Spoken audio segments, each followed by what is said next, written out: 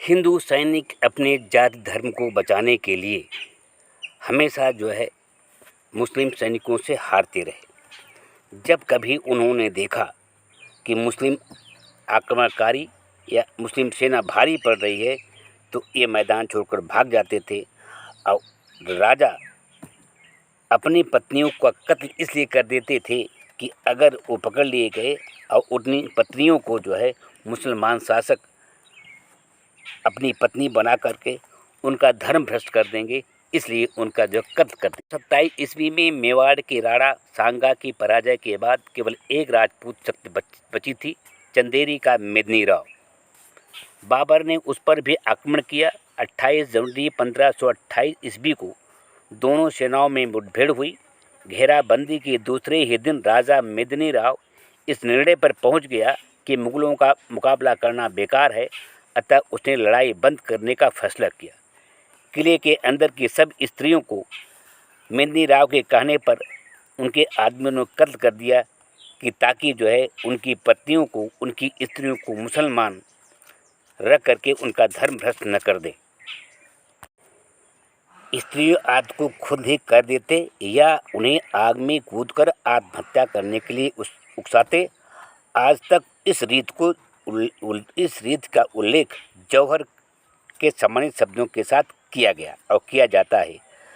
बाद में या तो वे आत्महत्या कर लेते थे या फिर आक्रमणकारियों के हाथों गाजर मूलियों की तरह काटे जाते थे। जो हिंदू सैनिक या राजा बंदी हो जाते थे वे छूटकर वापस हिंदुओं में आने के स्थान पर इस्लाम कबूल कर लेना बेहतर समझते थे।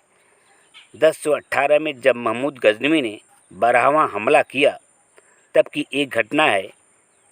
शहर पर हरदत नामक हिंदू राजा का राज था। महमूद गजनवी ने उस पर हमला किया पर विजयी रहा। राजा ने हथियार डाल दिया।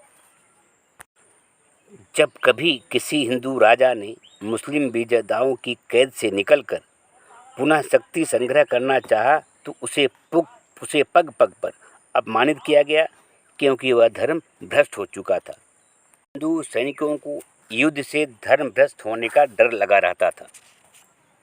जब हिंदू सैनिक मुस्लिम सेना के विरुद्ध लड़ता था तो उसे सदा यही चिंता लगी रहती थी कि कहीं वह बंदी न हो जाए। उसे जब यह पता लगता था कि अब विपक्षी सेना का पलड़ा भारी हो रहा है तो वह भाग खड़ा होता था ताकि वह कहीं बंदी न बन सके। ऐसे में उसने जमकर लड़ाई लड़ने की कभी सोची ही नहीं। जबकि मुस्लिम सैनिक को युद्ध के दौरान संतोष होता था कि वह इस्लाम के लिए कुछ कर रहा है, लेकिन हिंदू सैनिक को चिंता रहती थी कि कहीं वह बंदी होकर हिंदू धर्म से भ्रष्ट न हो जाए। दुनिया में सब जगह जब युद्धबंदी शत्रु के यहाँ से वापस आता था तो उस देश के लोग, उसके वंश और कबीले के लोग, उसके मित्र और परिचित लोग, यहाँ तक कि अपरिचित भी उसका स्वागत करते थे, प्रसन्न होते थे, बाहें फैलाकर उसे गले से लगाते थे। लेकिन हिंदू धर्म का कहना है कि जो भी विधर्मियों के अर्थात मुसलमानों की कैद में रह ले वह अपवित्र हो जाता है। न उसके हाथ से कोई खाएगा, न उससे कोई रोटी बेटी का संबंध रखेगा। उसे जाति बहिष्कृत और कर दिया जाता था। उपेक्षित, घृणित और निंदनीय जीवन जीना होगा, यह डर रहता था। इस रोमहर्षक अंधे भविष्य की कल्पना मात्र से हिंदू सैनिक के पसीने छूट जाते थे और वह या तो मैदान से भाग खड़ा होता था या अपने को गाजर मूली की तरह कटवा कर छुटकारा पा लेता था। जो इन दोनों में असफल हो जाने के बाद बंदी बना लिया जाता था, वह जानता था कि यदि कभी वह छूट भी गया तो समाज का उसके साथ कैसा व्यवहार होगा। इसलिए वह हिंदू समाज की ओर वापस आने की अपेक्षा इस्लाम को ही कबूल करना अच्छा समझता था।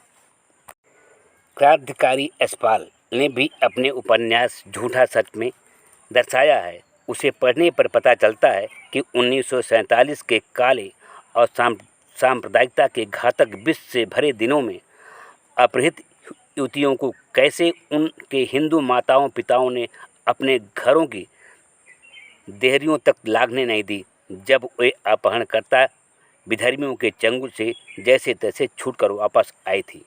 यह सब सारा क्रूर खेल था हिंदू धर्म और हिंदू धर्म ग्रंथों का।